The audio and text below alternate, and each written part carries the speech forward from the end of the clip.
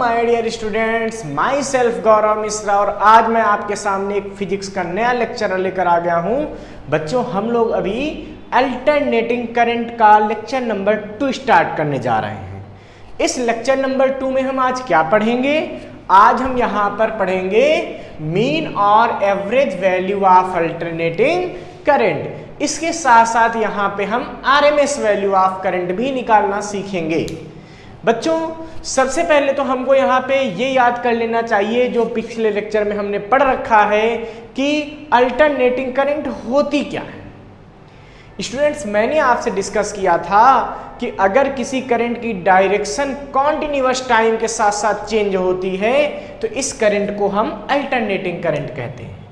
ठीक है, मींस इसका रिप्रेजेंटेशन हमने आपको बताया था mathematically we can represent the alternating current I = I0 sin omega t, जहां पे इस I0 को हम बोलते थे peak value of alternating current. क्या बोलते थे? Peak value of current. ठीक है, और यहां पर जो साइन था ये बताता था करंट का वेरिएशन टाइम के साथ साथ होता रहेगा और फिक्स टाइम के बाद इसकी डायरेक्शन भी चेंज हो जाएगी। मींस अगर एक बार करंट इधर जा रही तो अगले कुछ टाइम के बाद वो इधर जाने लगेगी, फिर इधर, और इस तरीके से करंट ऐसे ऐसे फ्लो होती रहती है। तो बच्चों, होता क्या है कि अगर अल्टरनेटिंग करंट को हम टाइम के साथ रिप्रेजेंट करके देखें तो हम ये पाते हैं कि अगर I की वैल्यू देखते हैं तो टाइम के साथ साथ बढ़ती बढ़ती बढ़ती बढ़ती मैक्सिमम होती है। कब मैक्सिमम होती है? T/4। मीन्स जो भी हमने बताया था ना, कॉइल को घुमाने से जनरेट होती, याद करो। ठीक है, नहीं याद आ रहा तो पिछला लेक्चर फिर से देखो। तो T/4 टाइम पे अपनी मैक्सिमम वैल्यू पे पहुंचती है, उसके बाद T/2 पे क्या हो जाती है? 0 हो जाती है, फिर 3T/4 पे मैक्सिमम तो होती है बट इन अपोजिट डायरेक्शन होती है, और T टाइम पे कंप्लीटली वो अपनी इनिशियल वैल्यू को 0 को फिर से पा जाती है। और इस पूरे प्रोसेस को मीन्स हमने आपको समझाया था कि एक बार कॉइल को घुमाने पे जो टोटल करंट का रिप्रेजेंटेशन होता है इसको हम बोलते हैं 1 साइकिल। इतनी करंट को अब बोलते हैं 1 साइकिल। बच्चों, हमें तो यहाँ पे आज अब क्या बात करनी है? हमें यहाँ पे आज mean value of current find करनी है। तो बच्चों, mean value of current find कैसे करेंगे ये पहले हम समझते हैं। तो बच्चों, आप लोगों ने एवरेज वेलोसिटी या एवरेज स्पीड तो निकाली ही होगी। थोड़ा सा मैकेनिक्स में आपको लेके चलते हैं क्योंकि आपको वहां से ज्यादा आसान लगेगा। बच्चों, आपने पढ़ा था डिस्टेंस s, स्पीड v और टाइम t का रिलेशन पढ़ा था v = ds/dt। Rate of change of distance with respect to time is called instantaneous speed. जब बच्चों इसी को मैं एवरेज स्पीड की बात करता था, एवरेज लिख देता था, तो जब VA लिख दो एवरेज को तो यहां पे एवरेज की वैल्यू क्या आती थी? ΔS/ΔT। ΔS मीन्स जो टोटल डिस्टेंस कवर किया है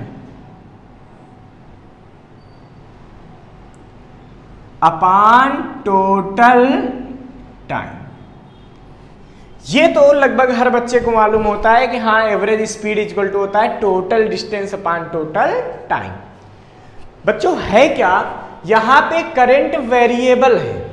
ठीक है, तो करंट का एवरेज निकालना है। अब वो एवरेज कैसे निकलेगा? कुछ इसके रिलेशन से निकलेगा, इसी टाइप से निकलेगा। ठीक है, इस टाइप से। कैसे? बच्चों, हमको ये पता है करंट क्या होता है। करंट होता है rate of flow of charge with respect to time. जैसे वहां वेलोसिटी होती थी वैसे यहां पे करंट होती है ना बच्चों? अच्छा, तो एवरेज करंट कैसे निकालोगे या मीन वैल्यू ऑफ करंट कैसे निकालेंगे? ये भी वैसे निकलेगा ΔQ/ΔT।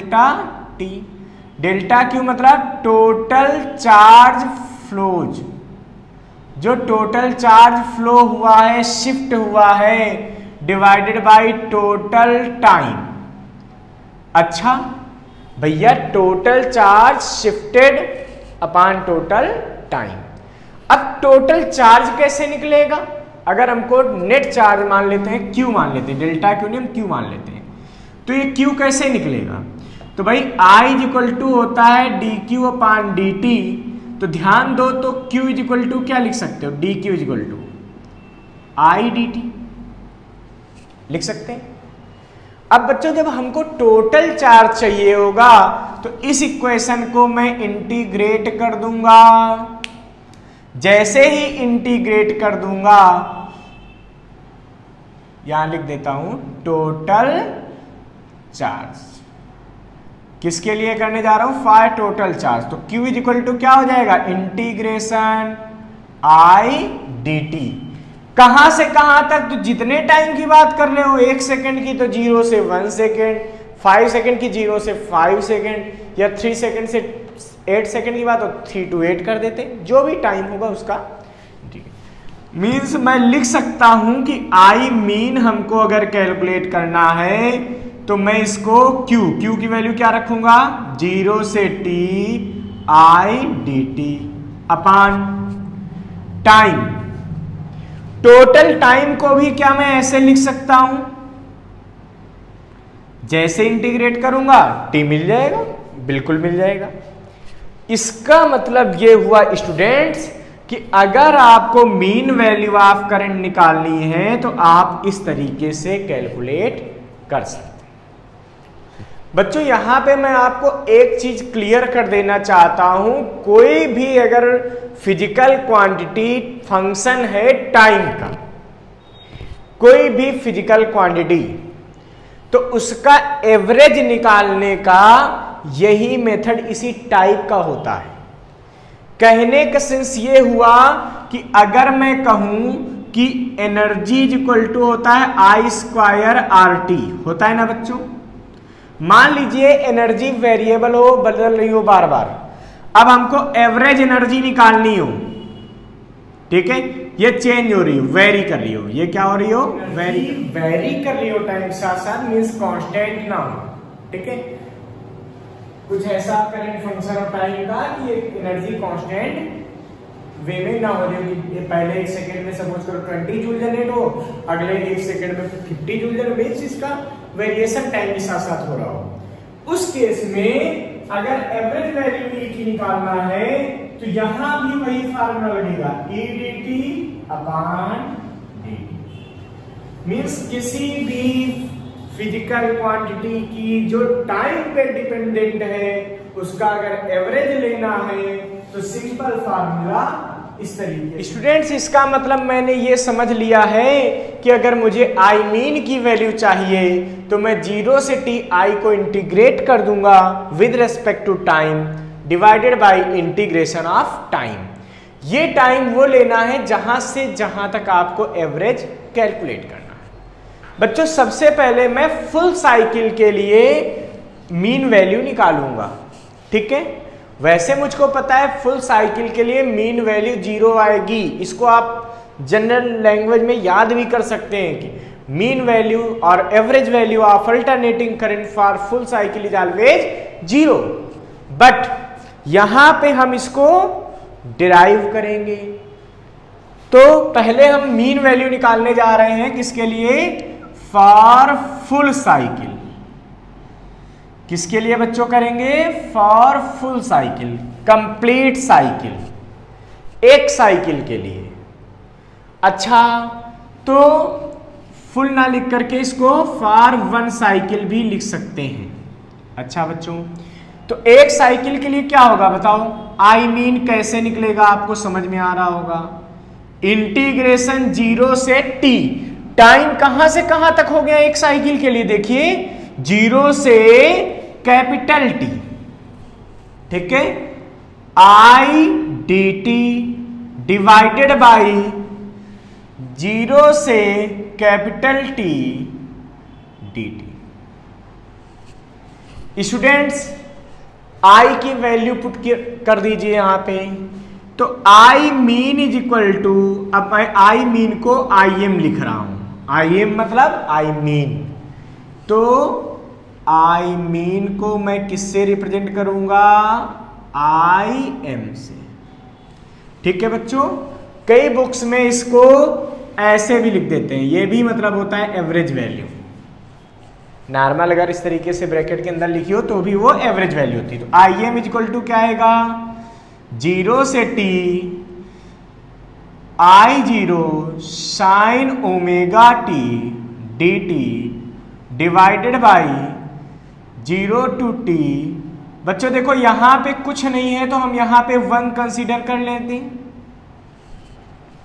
ठीक है, अच्छा I mean is equal to कितना आएगा बच्चों बताइए, ये आई नॉट तो बाहर हो गया, साइन ओमेगा टी, तो बच्चों साइन ओमेगा टी का इंटीग्रेशन कितना होता है, ये होता है कॉस ओमेगा टी, ठीक है, इंटू सॉरी अपान ओमेगा। इसका इंटीग्रेशन कितना होता है, cos omega t upon omega. ठीक है, वो यहां पे यूज कर लेंगे तो क्या बनेगा, कॉस ओमेगा टी, वो भी कैसा, माइनस का होता है, means sign omega t d T का इंटीग्रेशन क्या होता है, माइनस का cos omega t upon omega. तो यहां पे क्या आएगा बच्चों, माइनस का cos omega t upon omega, और कहां से कहां तक, 0 से t वेरी करेगा, डिवाइडेड बाई 1 dt। बच्चों 1 का इंटीग्रेशन कितना होता है, 1 का मतलब होता है t की पावर 0, 1 का मतलब t की पावर 0, किसी चीज की पावर 0। और आपको पता है जब इंटीग्रेशन नॉर्मल t का dt के रेस्पेक्ट में करेंगे तो क्या करेंगे, t की पावर में जो भी होगा उसमें 1 जुड़ जाएगा, अपान में 1, तो यह आ जाएगा t की पावर 0 + 1 अपान 1 मीन्स t आ जाएगा। तो यहां पे इसका इंटीग्रेशन आएगा 1 का t, और कहां से कहां तक, 0 से t।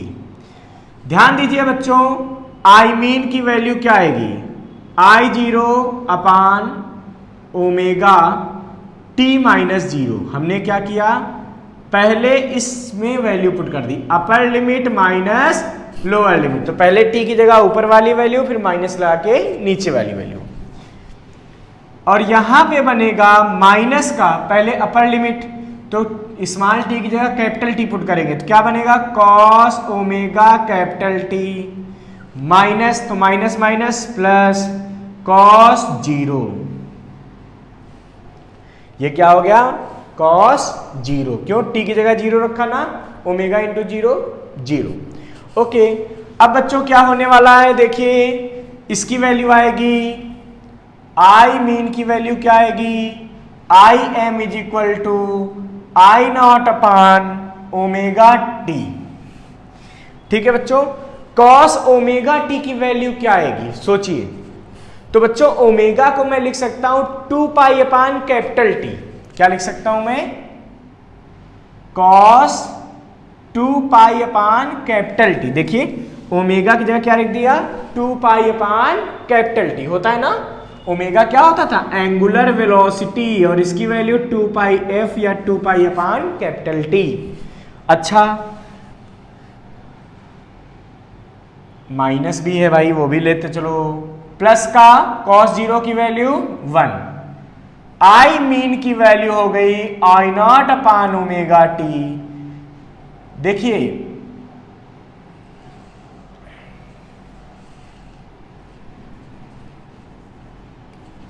कॉस 2 पाई अपान कैपिटल टी इंटू ये वाला टी भी तो लेंगे, कैपिटल टी प्लस 1।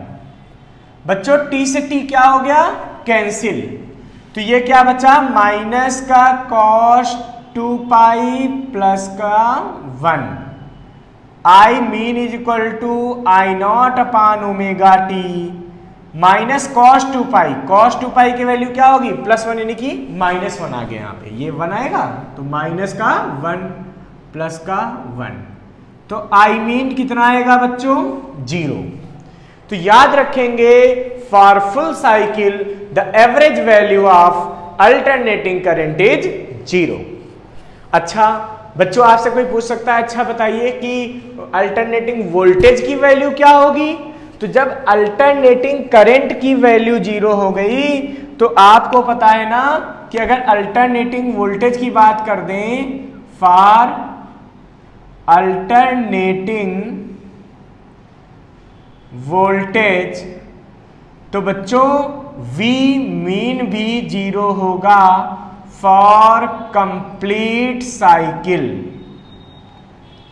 ठीक है, क्यों होगा? क्योंकि वोल्टेज की भी तो equation V is equal to V0 sine omega t होती है, मींस केस तो दोनों सेम है। तो जो करंट में हम पढ़ रहे हैं वही आंसर वोल्टेज के लिए भी हो जाएगा। अच्छा तो भाई फिर हम एवरेज निकाल क्यों रहे थे जब 0 आएगा? तो भाई हमको यहां पे हाफ साइकिल के लिए कैलकुलेट करना है। किसके लिए कैलकुलेट करना है बच्चों? हाफ साइकिल के लिए। ठीक है, अच्छा कैसे करेंगे भाई? फुल का तो 0 आ गया, बहुत निराशा हाथ लगी कि कुछ मिला नहीं हमको। अब हम हाफ के लिए करेंगे तो लिखेंगे भाई, पहले तो मीन वैल्यू का फार्मूला हम लिख लेते हैं। क्या होता है? 0 से t i dt divided by 0 से t dt। यही लगाना है। किसके लगाने जा रहे हैं? For half cycle, for half cycle. Sir cycle तो हमने बहुत चलाई है। तो भैया चलाई है तो अच्छी बात है, सेहत के लिए बहुत लाभदायक है। For half cycle.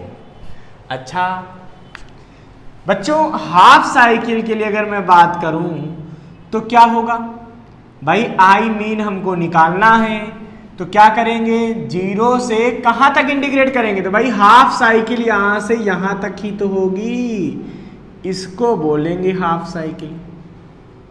ये क्या है? ये है हाफ साइकिल।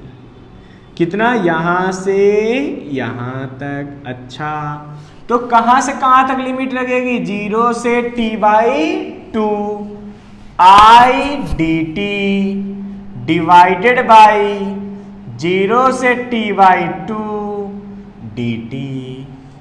बच्चों क्या मैं वैल्यू पुट कर सकता हूं? वही पुराना काम, I mean is equal to 0 से t/2 I0 sine omega t dt divided by 0 से t/2, ठीक है, dt। यहां से आप बात कीजिए तो आई मीन की वैल्यू क्या आ जाएगी? I0 तो कांस्टेंट है, बाहर आ जाएगा। साइन ओमेगा टी का इंटीग्रेशन अभी अभी हमने सीखा है, क्या आता है बच्चों? अभी अभी यूज किया था, बोलो जरा। हाँ वेरी गुड, क्या आया था? Minus cos omega t upon omega 0 से t/2 अपान में dt का इंटीग्रेशन बच्चों क्या आया है? dt का इंटीग्रेशन भी अभी किया था, t कहां से कहां तक? 0 से t/2। Very good. अब क्या आ जाएगा भाई? क्या ये ओमेगा इसके साथ मल्टीप्लाई हो सकता है? बिल्कुल हो सकता है। Means I mean is equal to हो गया I0 अपान ओमेगा t-0। देखो omega into upper limit minus lower limit. तो सर t/2 नहीं, t/2 - 0 लिखिए। क्यों? अपर लिमिट t की जगह t/2 minus lower limit 0 is equal to into minus upper limit cos omega t/2 minus cos 0। अरे minus minus plus, upper limit minus lower limit, but यहाँ वाला minus minus वहाँ पे plus हो जाता है कॉस 0 के लिए।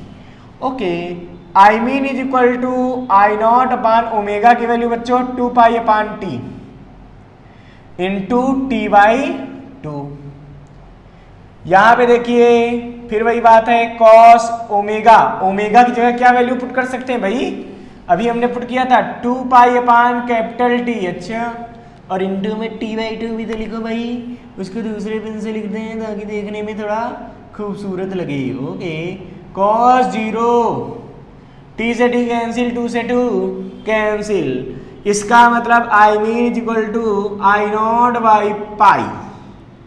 देखिए ये कैंसिल और ये कैंसिल, और यहां से क्या आएगा बच्चों, माइनस का cos पाई। ध्यान से देखिए, माइनस का cos पाई प्लस का cos 0 की वैल्यू 1, मीन्स आई मीन की वैल्यू हो गई I0/पाई माइनस का -1, cos पाई की वैल्यू -1, माइनस माइनस प्लस हुआ, दोनों जुड़ेंगे तो आ जाएगा 2/पाई ऑफ I0। ठीक है, यहां से मीन वैल्यू ऑफ करंट की डेफिनेशन भी आती है। क्या लिखेंगे, फॉर हाफ साइकिल द 2/पाई times of I0 means peak value of current का 2/पाई टाइम्स जो होता है वो मीन वैल्यू ऑफ करंट होता है। अच्छा, इसको हम आगे चल के Im को 0.637 टाइम्स भी लिख सकते हैं। क्यों, 2/पाई की वैल्यू 3.14 पुट कर दो, डिवाइड कर दो बालको, तो यही आने वाला है। या Im is equal to 63.7% of I0 लिख सकता हूं। मतलब जो मीन वैल्यू ऑफ करंट होती है वो क्या होती है, पीक वैल्यू का 63.7%। बहुत अच्छी बात है। तो ये मीन वैल्यू ऑफ करंट हो गई। बच्चों मीन वैल्यू ऑफ करंट इस तरीके से भी आप कर सकते हैं। ठीक है, और हो सकता है कभी कभी ऐसा हो जाता है कि आपको साइन का फंक्शन नहीं दिया जाता, तब कहते हैं मीन वैल्यू ऑफ करंट बताइए। तो आप कैसे बताएंगे, ये तो साइन के टर्म में था, हमने निकाल लिया। अब हमसे कह रहे हैं कि अगर कहीं पर current I is equal to दिया है 3t² प्लस 8, 3t² प्लस 8, ठीक है, then find mean value of current in time interval, ठीक है, t is equal to 2 to t is equal to 4 second, या t is equal to 0 to 0 ज्यादा हो जाएगा, t is equal to, calculation बड़ी नहीं करनी भाई हमको, 0 to t is equal to 2 second. ठीक है बच्चों, इसको हम कैसे कर सकते हैं? बच्चों फार्मूला वही पुराना, आपको तो पता चल गया, आप तो अच्छे बच्चे हो गए। I mean is equal to क्या लगेगा, इंटीग्रेशन कहां से कहां तक, 0 से 2, कितने टाइम तक करना है, 0 से 2। ये हम इसका क्या करने जा रहे हैं, सॉल्यूशन। ओके, ध्यान दो, सॉल्यूशन में जब हम आई मीन निकालेंगे तो क्या निकलेगा, इसको इंटीग्रेट करेंगे, कहां से कहां तक इंटीग्रेट करेंगे, 0 से 2 आई डी टी डिवाइड बाई 0 से 2 डी टी।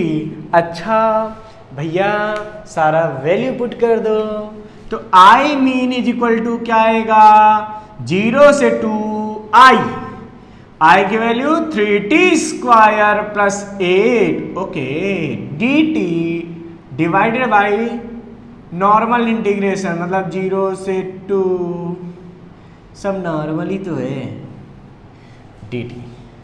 बच्चों यहां पे मैं इसको 1 भी लिख सकता हूं, मुझे पता है 1 का इंटीग्रेशन वही हो जाएगा, जानती हो, अभी किया था मैंने।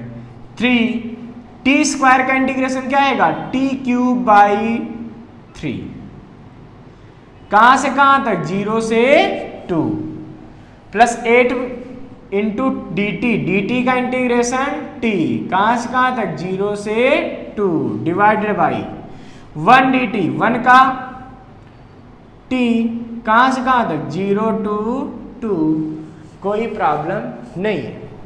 अरे भैया टी स्क्वायर का इंटीग्रेशन टी क्यूब बाई 3 होता है। बायो वाले बच्चे कह रहे कैसे होता है? अरे भैया पता नहीं है क्या आपको? टी की पावर अगर n हो तो इंटीग्रेशन क्या करते हैं बोलो जरा?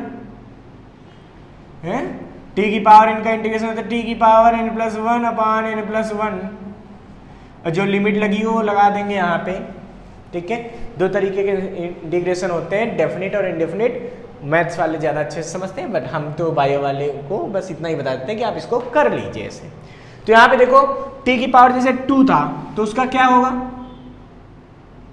अरे भैया जो पावर है उसमें 1 जोड़ दो, 1 ऐड कर दो, क्या हो गया? t की पावर कितना हो गया? 2 प्लस 1 अपान 2 प्लस 1 कितना आ गया? t की पावर 3 अपान 3। तो यहां से तुमको पता चला कि टी स्क्वायर का इंटीग्रेशन टी क्यूब बाई 3 कैसे आया। वैल्यू पुट कर दिया मैंने। अब सोचो अपर लिमिट माइनस लोअर लिमिट, पहले तो 3 से 3 को कट कर सकते हैं, बिल्कुल। बचा क्या? 2 की पावर 3 माइनस 2 की पावर माइनस 0 की पावर 3, अरे 0। ठीक है, plus 8 into 2 minus 0 upon 2 minus 0। ध्यान दो ये कितना आएगा? 2 की पावर 3 8, 8 2 जा 16, तो क्या आया? 8 प्लस 16 अपान 2, 8 प्लस 16 अपान 2, 24 अपान 2 मीन्स 12 एम्पियर। तो मीन वैल्यू ऑफ करंट कितनी हो गई? 12 एम्पियर हो गई। क्या किसी को कोई प्रॉब्लम लग रही है? नहीं लगेगी, लग ही नहीं सकती। कितना सिंपल है इसका सॉल्यूशन। क्यों बच्चों? सर मुझे सिंपल नहीं लग रहा, बच्चे ऐसा बोलते हैं, बट ऐसा है नहीं। बहुत इजी, बहुत ही आराम से आप इसको सॉल्व करके आंसर फाइंड कर सकते हैं। तो बच्चों ये तो हमारे पास बात हो गई कि t इक्वल टू 2 तक हमने मीन वैल्यू निकाल दी और ये आंसर हमारा आ गया। अब मैं यहां बात करता हूं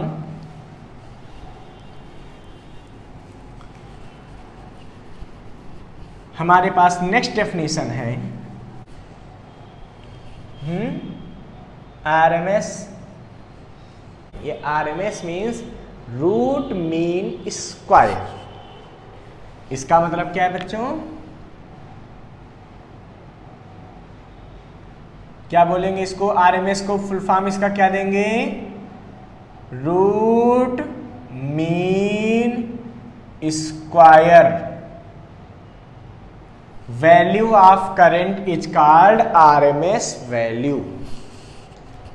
नाम से ही पता चल रहा है, रूट मीन स्क्वायर। इस करंट का अब हम root mean square value of current निकालेंगे। बच्चों रूट मीन स्क्वायर में आपको मैं यहां पे सबसे अच्छी बात बता दूं, आप पहले करंट का स्क्वायर करेंगे, फिर उसका मीन निकालेंगे, फिर उसका रूट लेंगे। मीन्स सबसे पहले हमको I का स्क्वायर कर देना है, फिर उसका मीन ले लेना है। मैंने बताया था ना, बॉक्स में बंद कर दे, समझो मीन हो गया, मीन ले लेना है और फिर उसका अंडर रूट कर देना है। इसको बोलते हैं root mean square value of current. ठीक है, तो सबसे पहले मैं मीन स्क्वायर वैल्यू निकालूंगा और फिर रूट लगा दूंगा, अंडर रूट कर लूंगा, आंसर आ जाएगा। ठीक है, अच्छा मीन्स पहले हम क्या करने जा रहे हैं? Mean square value. ठीक है, मीन स्क्वायर वैल्यू पहले हम निकालते हैं। इसको हम क्या करते हैं? एक ब्रैकेट हम बंद कर लेते हैं इस तरीके से।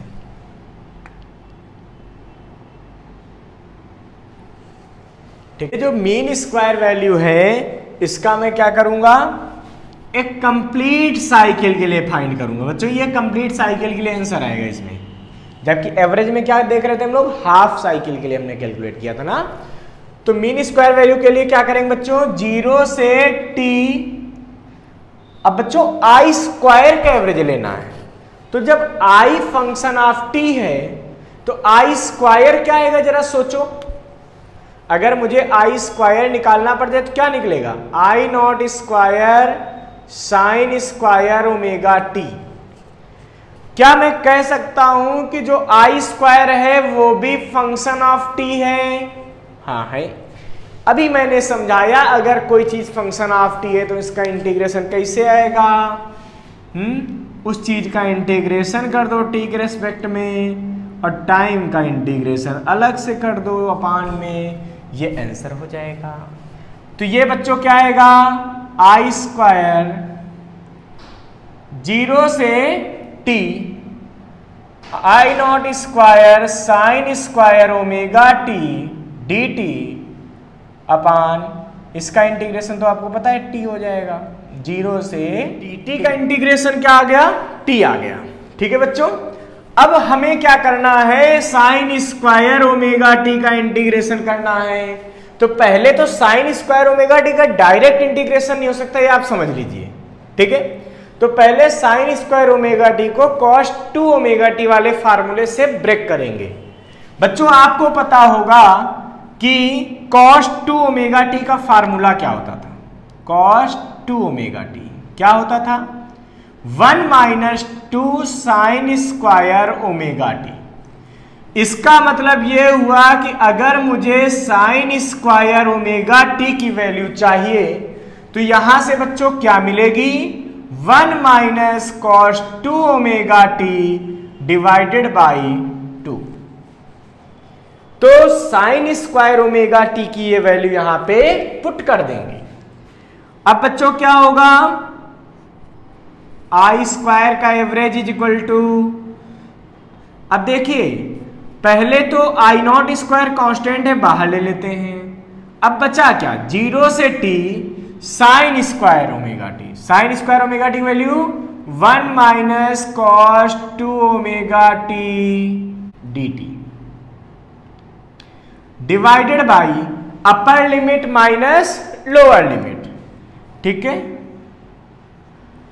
तो ये आएगा t माइनस 0, अपर लिमिट माइनस लोअर लिमिट।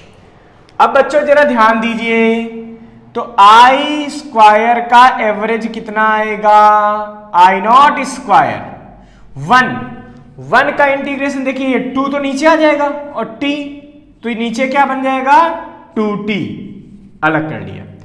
1 का इंटीग्रेशन t कहां से कहां तक, 0 से t, okay, minus cos 2 omega T.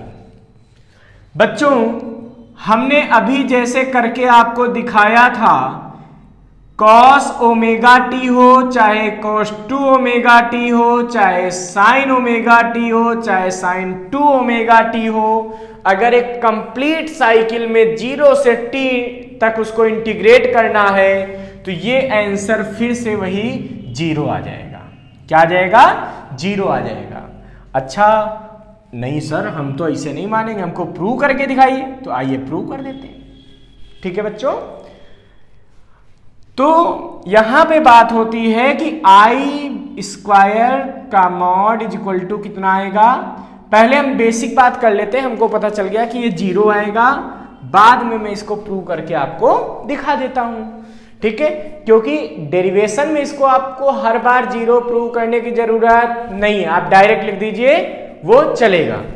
कहने का सेंस ये हुआ कि यहां पे आ गया आई नॉट स्क्वायर, अरे भाई स्क्वायर क्यों छोड़ रहे हो, square upon 2t t minus 0 minus का 0, कोई मतलब नहीं, उसको तो आप 0 कर दीजिए बच्चों। अब क्या बचा, ये बचा आई नॉट स्क्वायर अपान 2, क्या बचा, आई नॉट स्क्वायर अपान 2। अब एक बात बच गई कि हमने बताया था cos 2 ओमेगा टी का इंटीग्रेशन 0 होगा, कैसे होगा समझ लीजिए। ठीक है, cos 2 ओमेगा टी का इंटीग्रेशन माइनस का साइन 2 ओमेगा टी अपान में 2 ओमेगा, कहां से कहां तक, 0 से t, सॉरी cos का इंटीग्रेशन प्लस साइन थीटा होता है, cos 2 ओमेगा टी का sine 2 omega t upon 2 omega. ध्यान दीजिए, upper limit minus lower limit क्या आएगा, sine 2 omega into t minus sine 0 upon 2 omega. ध्यान से देखिए 2 ओमेगा, ओमेगा की जगह मैं यहीं पे वैल्यू शिफ्ट किए दे रहा हूं। इसकी वैल्यू क्या आएगी बच्चों? 2 पाई अपान कैपिटल टी, टी से टी कैंसिल, तो क्या बचा? साइन 4 पाई, वो भी 0 माइनस 0 अपान में 2 ओमेगा। It means answer 0। तो मैंने क्या बताया? cos 2 ओमेगा टी हो, चाहे cos 10 ओमेगा टी हो, चाहे साइन 2 10 कुछ भी हो, नॉर्मल साइन थीटा या कॉस थीटा का 0 से पाई तक अगर इंटीग्रेट करते हैं, 0 से 2 पाई तक पूरी साइकिल के लिए, तो उसका इंटीग्रेशन हमेशा 0 आना है। ठीक है, तो 0 से t तक यहां करना था कंप्लीट साइकिल के लिए, तो आंसर 0 ही आना था। खैर, हमने ये निकाल दिया कि हमारी स्क्वायर मीन वैल्यू क्या होती है? आई नॉट स्क्वायर बाई 2। इसका मतलब ये हुआ कि हमें अब अगर रूट मीन स्क्वायर वैल्यू लेनी हो, अरे रूट मीन स्क्वायर, तो मैंने क्या बताया था बच्चों? रूट मीन स्क्वायर के लिए पहले आई का स्क्वायर करो, फिर उसका मीन निकालो, फिर उस पे रूट ले लो। अच्छा, तो इसका स्क्वायर का तुमने क्या किया?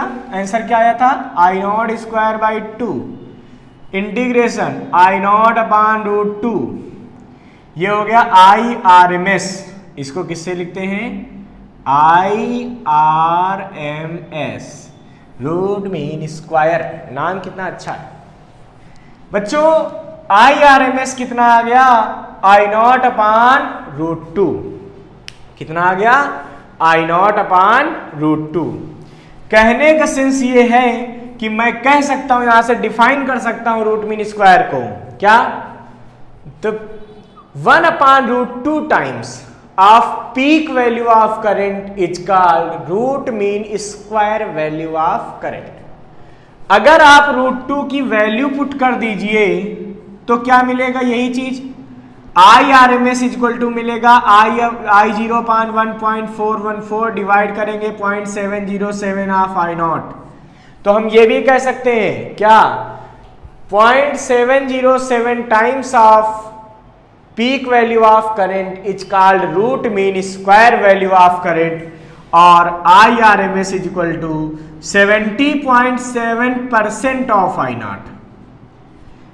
ये भी मैं कह सकता हूं क्या? 70.7% of peak value of current is called root mean square value of current.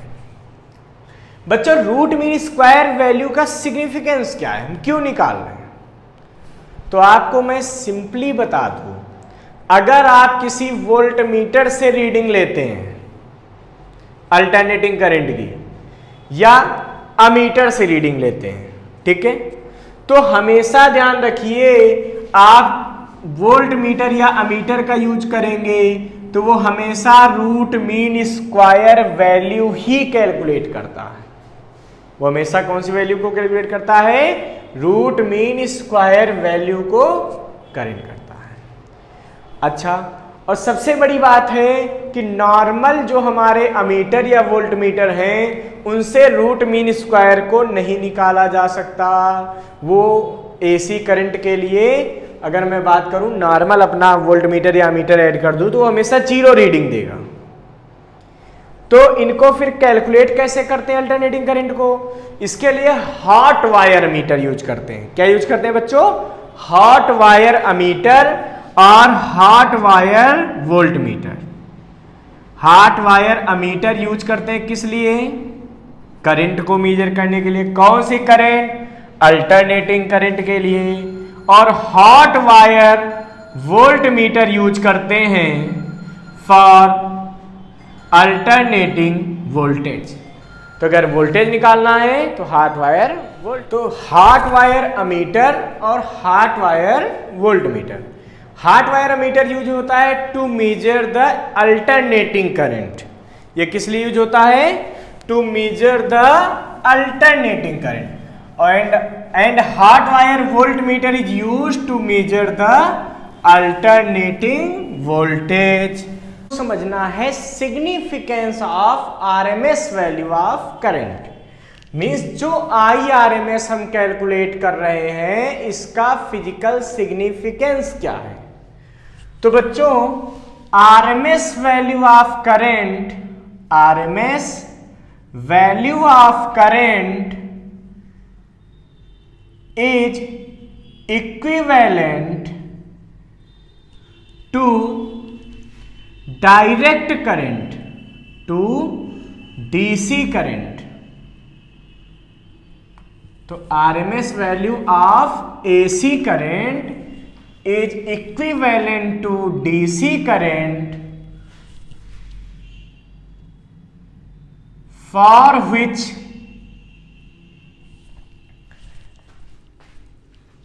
it gives same heating effect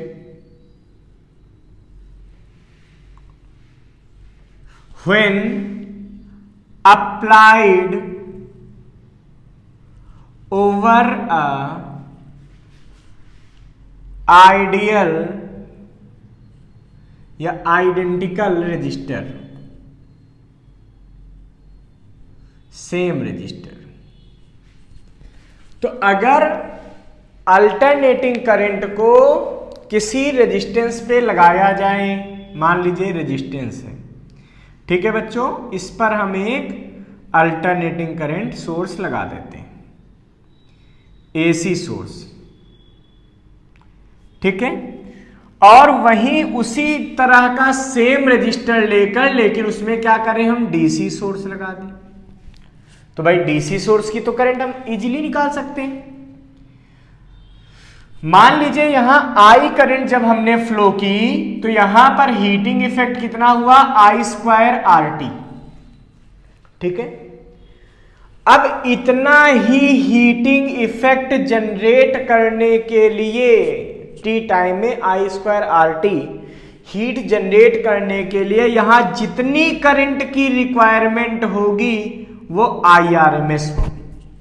मतलब IRMS उस करंट की वैल्यू होगी कि अगर मैं IRMS का स्क्वायर RT लिख दूं तो वो भी एनर्जी वही होगी जो DC वोल्टेज से रजिस्टर पे जनरेट हो रही थी। This is called RMS value of current. अब यहां पे कितनी हमको करंट लगानी पड़ रही है, यहां I0 sin ωt फ्लो हो रही है, क्या फ्लो हो रही है उससे मतलब नहीं है। मतलब यहां पे अगर इसका RMS वैल्यू लें तो उसका हिसाब से जो हीट आएगी वो DC करंट की हीट के बराबर होनी चाहिए जो रजिस्टर पे प्रोड्यूस होगी, डिसिपेट होगी।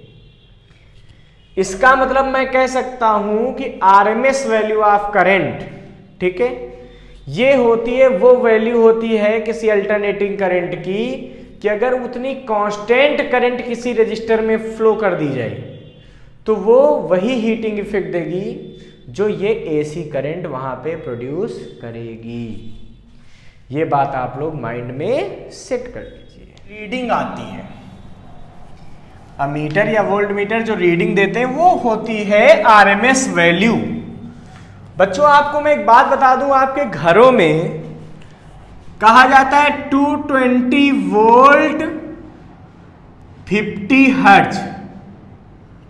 कितने हर्ट्ज का, 50 हर्ट्ज का वोल्टेज आता है घरों की सप्लाई में। इंडिया में 220 वोल्ट 50 हर्ट्ज आता है। इसका मतलब जो हमारे घरों में वोल्टेज आ रहा है वो 220 वोल्ट है, लेकिन आप सोचेंगे क्या ये वोल्टेज का पीक वैल्यू है? नहीं। क्या ये वोल्टेज का एवरेज वैल्यू है? नहीं। तो ये है क्या? This is the VRMS। This is the VRMS value of alternating voltage जो हमारे घरों में सप्लाई हो रहा है वो 220 वोल्ट है। और ये 50 हर्ट्ज क्या है? ये फ्रीक्वेंसी है। इसका मतलब ये हुआ कि ये जिस कॉइल से को रोटेट करके बनाया जा रहा होगा वो 1 सेकेंड में 50 टाइम्स रोटेशन कर रही होगी, कंप्लीट रोटेशन। तो ये है अल्टरनेटिंग वोल्टेज जो हमारे घरों में आता है। बच्चों आपको मैं एक बात बता दूं, यही वजह है कि AC is more dangerous than DC। अगर हमें कभी कहीं पर हम अल्टरनेटिंग करंट को सपोज करो कि गलती से हम टच कर लें तो हमें बहुत ज़्यादा हार्म पहुंचाएगी ये करंट। तो जो अल्टरनेटिंग करंट है ये ज्यादा डेंजरस है डीसी से। क्यों? क्योंकि अगर डीसी करंट से आपको 220 वोल्ट से मान लीजिए कि आपको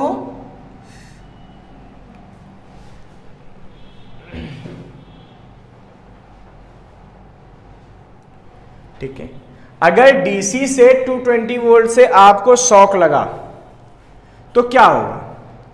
आपकी बॉडी में 220 वोल्ट का पोटेंशियल डिफरेंस जनरेट हो जाएगा। आपने 220 वोल्ट टच किया और पैर आपके अर्थ पे हैं 0 वोल्ट और आपके बॉडी में करंट फ्लो हुआ, आपकी बॉडी को हार्म पहुंचा, आपके बाल खड़े हो गए खटाक से, करंट लग गया। कितना नुकसान हो गया? पता नहीं बचेंगे कि नहीं बचेंगे, बाद में बताएंगे कितना हुआ। अच्छा,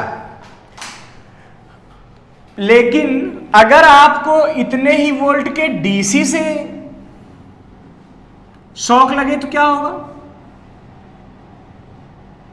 तो बच्चों ये तो आपने वोल्टमीटर से निकाला है ना, तो ये तो क्या है? ये वीआरएमएस है।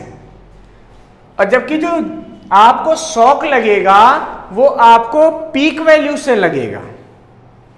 इसका मतलब ये हुआ कि जो आपको शॉक लगेगा वो V0 से लगेगा, और V0 इक्वल टू क्या होता है? VRMS into √2। और ये तो मैंने क्या बताया, ये VRMS है, मीन्स 220 इंटू 1.414। अगर आप सॉल्व करते हैं तो अप्रॉक्स 311 वोल्ट।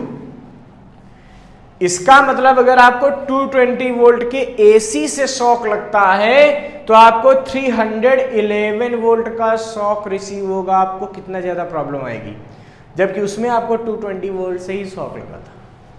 इसका मतलब है कि अगर आपने वायर को टच किया, कौन से? AC वाले को, तो आपको ज्यादा प्रॉब्लम हो सकती है। जो आज जो हमने फार्मूले पढ़े वो क्या पढ़े हैं? I mean is equal to I0 upon 2I0 upon pi and IRMS is equal to I0 upon √2। अगर वोल्टेज में यही फार्मूले पूछे जाएं तो V mean is equal to 2 upon pi of V0 and VRMS is equal to V0 upon √2। और कुछ basic फार्मूले तो आपको पता है, omega is equal to 2 pi f होता है, जहां f क्या होता है? फ्रीक्वेंसी होती है। क्या होती है? फ्रीक्वेंसी। और omega is equal to 2 pi upon T भी लिख सकते हैं, जहां टी क्या हो जाता है? Time period. इन सब फार्मूले पर बेस्ड कुछ न्यूमेरिकल्स भी हमारे पास आते हैं। सपोज कीजिए कि मैं बेसिक न्यूमेरिकल पहले लेता हूं, ठीक है बच्चों।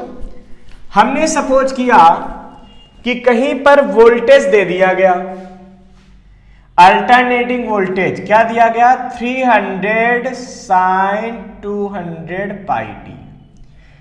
इसमें कहा गया फाइंड VRMS, ठीक है, फ्रीक्वेंसी एंड बस दो ही चीजें निकालो।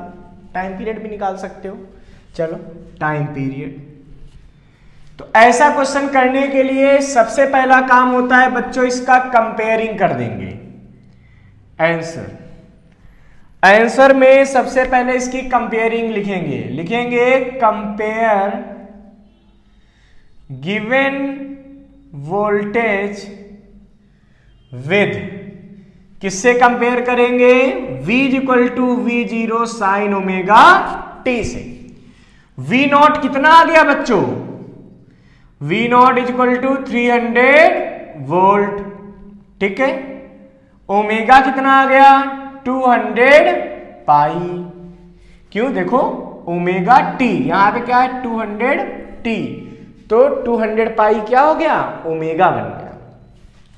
इसकी यूनिट सिंपल सी बात है, रेडियन पर सेकेंड। यहां पे क्वेश्चन में वोल्ट गिवन होगा, ठीक है। अब बच्चों हमें तो VRMS चाहिए, तो VRMS इक्वल टू क्या आएगा? V0 अपान √2, 300 अपान √2 कितना आया? 150 √2 एंड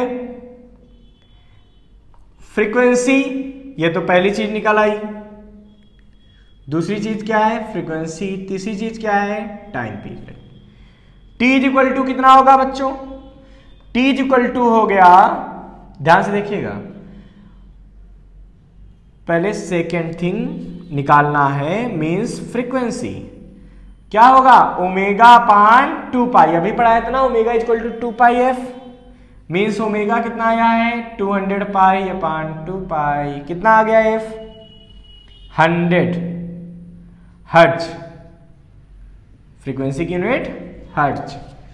अच्छा, टाइम पीरियड निकालना है, t इक्वल टू क्या होता है बच्चों? 1 upon F, means t is equal to 1 upon 100, तो t is equal to 0.01 second. This is the answer. अब बच्चों सपोज कीजिए कि नेक्स्ट क्वेश्चन आपको दे देते हैं, हम कह देते हैं कि करंट आपको दी जा रही है, ठीक है, the alternating current I is equal to 3 sin 100 pi T plus 4 cos 100 pi T, then find the reading of ammeter. अगर इस करंट को अमीटर से मेजर किया जाए तो उसकी रीडिंग क्या होगी? Also find its time period, जो कॉइल घूम रही होगी उसका टाइम पीरियड भी बताना है। बच्चों सबसे पहले तो ध्यान से देखिए, आपको निकालना क्या ये क्लियर होना चाहिए, ठीक है। सॉल्यूशन को करने में, आंसर निकालने में सबसे पहले आपको सोचना चाहिए कि इसका वैल्यू कैसे, क्या निकालना है हमको। तो भाई आपको अमीटर की रीडिंग बतानी है।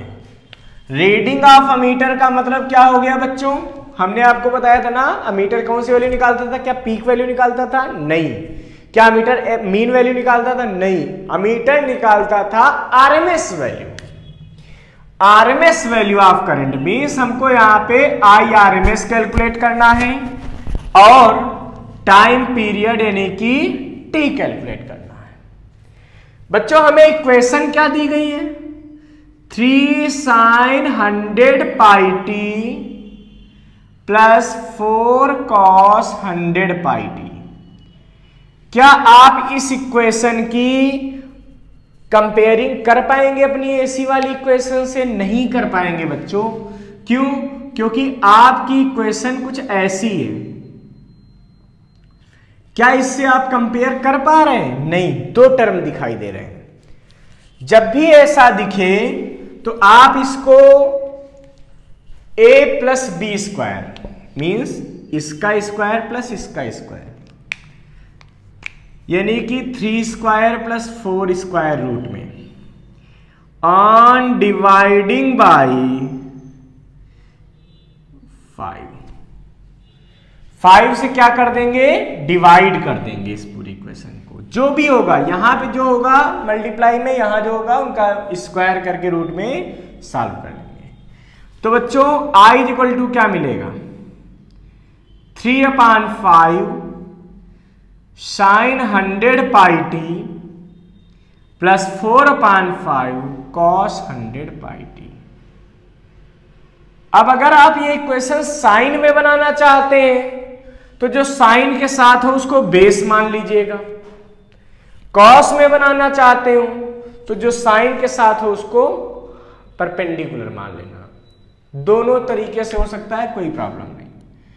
तो अभी हम क्या करेंगे, इस 3 को क्या करेंगे? बेस मान लेंगे। 3 को क्या करेंगे बच्चों? बेस मान लेंगे। क्यों? क्योंकि हम साइन में, तो ये 4 हो जाएगा, तो अगर ध्यान से देखो तो क्या ये 5 हो जाएगा। इसका मतलब अगर इस एंगल को मैं थीटा कह दूं, इस ट्रायंगल में, ठीक है, राइट एंगल ट्रायंगल हो गया, तो कॉस थीटा कितना आएगा? 3/5 और साइन थीटा कितना आएगा? 4/5। इसका मतलब ये हुआ कि इस इक्वेशन में 3/5 को मैं क्या लिख सकता हूं? Cos theta. अच्छा यहां पे एक चीज और ध्यान दीजिए, on dividing and multiplying, dividing by 5 and multiplying, वरना इक्वेशन ही बैलेंस नहीं होगी। तो ये बन गया हमारे पास। तो जब यहां पे डिवाइड और मल्टीप्लाई किया था तो इंटू 5 भी तो आएगा भाई साहब। अब ये क्या बनेगा, 3/5 की जगह कॉस थीटा, ठीक है, sine 100 pi T plus sine theta cos 100 pi t into 5। बच्चों sine A cos B cos A sine B, ये क्या हो गया, ये हो गया sine A plus B, means I is equal to हो गया 5 sine 100 pi T plus 5 plus theta. Now compare with, अब कंपेयर कर दो,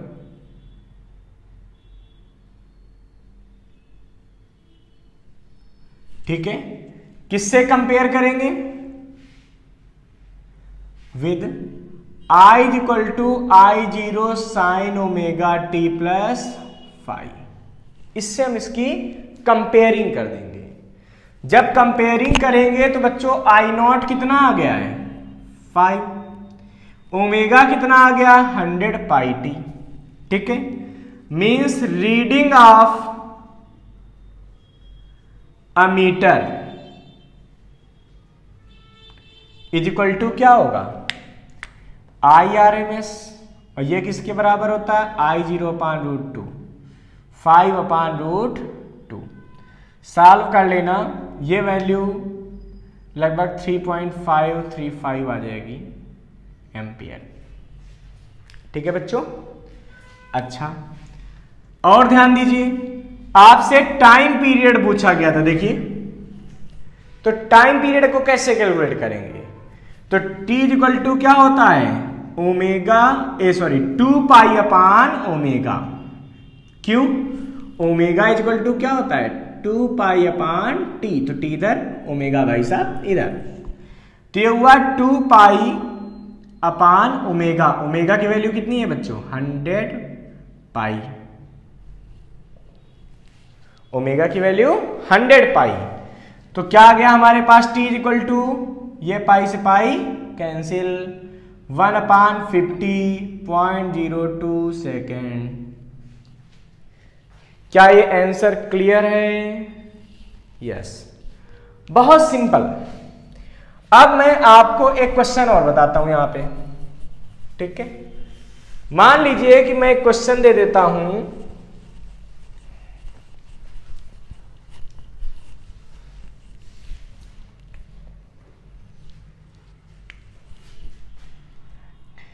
I is equal to 5 plus 5 sine 100 pi T, ठीक है, और मैं आपसे कहूं यहां पे IRMS की वैल्यू को फाइंड कीजिए, तो इसको आप कैसे सॉल्व कर सकते हैं। तो बच्चों अगर मैं IRMS निकालना चाहूं तो मुझे पता है I स्क्वायर का रूट लेना पड़ेगा, रूट मीन स्क्वायर, स्क्वायर करके मीन लेके रूट ले लेंगे, क्यों, ये सिंपल हमारे फार्मूले I0 sign square omega T से नहीं आ रहा अभी, I is equal to I0 sine omega T से ये सॉल्व नहीं हो रहा, तो भैया ऐसा कर लो, means IRMS is equal to कितना आएगा, रूट में एवरेज लेना इतने का, ठीक है, एवरेज, इसका स्क्वायर, I स्क्वायर का कितना होगा बच्चों 5 प्लस 5 साइन 100 पाई टी का होल स्क्वायर, इस साइन का मतलब एवरेज, IRMS इक्वल टू कितना आएगा, देखिए 25 plus 25 sine square 100 pi T plus 2 into 5 into 5 into sine 100 pi t. क्या हो गया बच्चों, a square plus B square plus 2ab, ठीक है। अच्छा, अब एवरेज लेना शुरू कीजिए। 25 का एवरेज उधर इधर से ब्रैकेट का मल्टीप्लाई करते जाएंगे। 25 का एवरेज 25 रहेगा, इस 25 का एवरेज 25 साइन स्क्वायर। तो बच्चों आपको पता होना चाहिए कि sine square theta for complete cycle इसका हमेशा आंसर 1/2 आएगा। अभी IRMS में हम लोग ये चीज देख चुके हैं, ये एवरेज वैल्यू है, ठीक है, फॉर कंप्लीट साइकिल। और साइन थीटा की एवरेज वैल्यू हमेशा 0 आएगी, थीटा में कुछ भी हो कोई फर्क नहीं पड़ता। तो बच्चों ये तो देखो क्या आएगा, 1/2 आएगा, 2 इंटू 25 इंटू 0। तो IRMS कितना आएगा, ये सॉल्व हो गया तो मेरे पास कितना आ गया, 75/2 रूट में। 75 का मतलब 5 बाहर, रूट में 3/2 एम्पियर। तो इसमें IRMS कितना आ गया, 5√3/2 एम्पियर। अब स्टूडेंट्स मान लीजिए अब हमसे यहां पे कह देते फाइंड इट्स एवरेज वैल्यू, हमको इसकी एवरेज वैल्यू भी फाइंड करनी है। तो बच्चों आई एवरेज कैसे निकालते हैं या आई मीन कैसे देखते हैं, तो जो भी करंट थी इसको ऐसे मीन कर लेते हैं। I mean is equal to 5 plus 5 sine 100 pi T. ये बच्चों जब कुछ ना बोले तो समझ जाओ फॉर कंप्लीट साइकिल की बात हो रही है, ठीक है। तो I mean is equal to आ जाएगी mod of 5 plus mean of 5 sine 100 pi t. भाई मैंने बताया साइन थीटा का एवरेज हमेशा 0 आना है, 5 बार साइन का 0, तो आंसर 5। इसका मतलब इसकी मीन वैल्यू कितनी आ जाती, 5 एम्पियर। क्लियर बच्चों।